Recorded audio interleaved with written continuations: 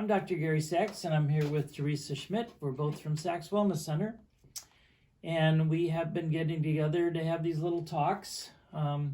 Today, we thought we would talk a little bit about sleep, what happens when you don't get enough sleep, and what you need to do to help that, because it affects so many things in that way. So maybe we could start out talking about how do we deal with the next day? Okay, that's a really good question.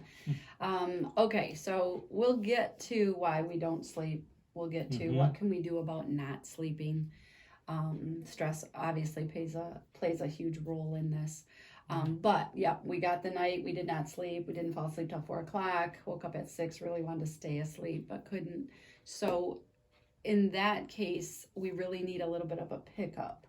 And we're trying to avoid the pot of coffee. Right, or the Coke or the sugar, which is what people are going to go for. They don't feel good. They're going to want to have carbohydrates. They're going to want to have the caffeine, which in the long run is going to continue the circle of not sleeping. So if we can avoid that, that would be best.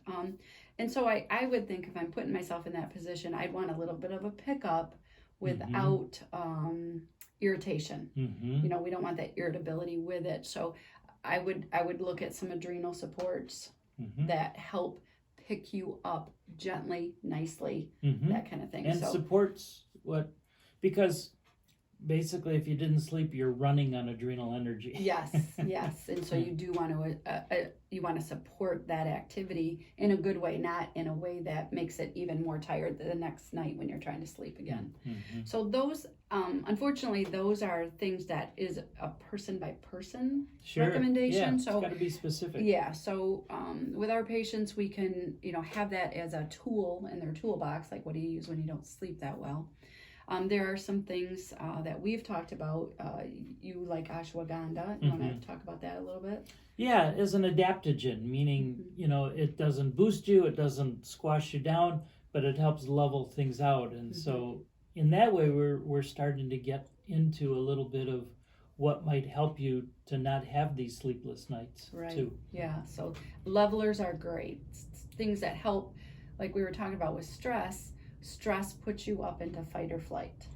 And the fight or flight response is almost mutually exclusive to the rest, digest, and heal response. That's like a teeter-totter thing. And we don't want to teeter-totter, we want to nicely teeter-totter. So sometimes when we're too high in fight or flight and our brain is racing, can't slow it down, that's where the ashwagandha helps calm things down, that type of thing. The things that contribute to that, besides the stress, I mean, we have stuff going on. There's stuff going on in the news that we worry about. Yeah. So there's not, I mean, you can't control all that completely, but to help your mind stop racing, one of the things that I really recommend for people is they really limit their sugar. Because if they have sugar after lunch, they are probably going to find themselves awake between 2 and 4 o'clock in the morning and then having a hard time falling back to sleep. And if they fall in that category, they've probably eaten too much sugar. And it doesn't matter what form. It can be fruit. It can be, it can be the cleanest sugar you can think of, but it's still going to, you're already not down into a deep enough sleep, and that will pick you up. Yeah, if it's excessive, it's excessive, Yeah.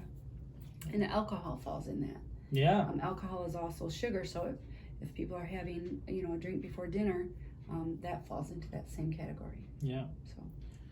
So, often when this happens, it's one thing if it's like, okay, it happened one night and then it's over. But when there's a pattern going on, it really should be addressed because the lack of sleep causes so many other problems in the body. And there's no replacement for it. We don't have a magic pill that said, okay, if you don't sleep, then this will do the same thing as what sleep would have done. That isn't going to happen. Absolutely. And you cannot make up sleep. You cannot sleep 4 hours a night and then make it up on the weekends and sleep 12 hours. that does not make it up. Yeah. And we do so many things when we sleep. We heal, we repair, we maintain our body, our brain. It's so important that we sleep. So many things with our hormones, just so many Yeah. things need to happen, during that time. And not sleeping for some people, and especially for the perimenopause and the menopause women, that's an indication of hormone imbalance. It's a potential estrogen dominant problem. So it needs to be addressed. Yeah. One other thing I thought of too is hydration. Hydration is huge. People, when you're dehydrated, your sleep isn't as good. So that's another thing. Isn't it amazing how many things come down to basic things that are just so easy to overlook? Get enough sleep, drink enough water, do a little exercise. All these things help to balance out. Yeah. And often they're just kind of overlooked as You just said something that reminded me of another thing. Sometimes the adrenaline is just running. We don't have an enzyme that breaks down adrenaline.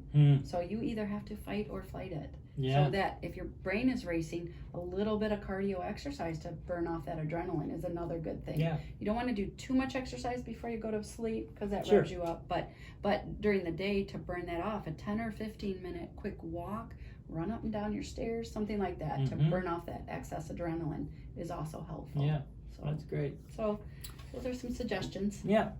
So we think we're hoping this will be helpful for you.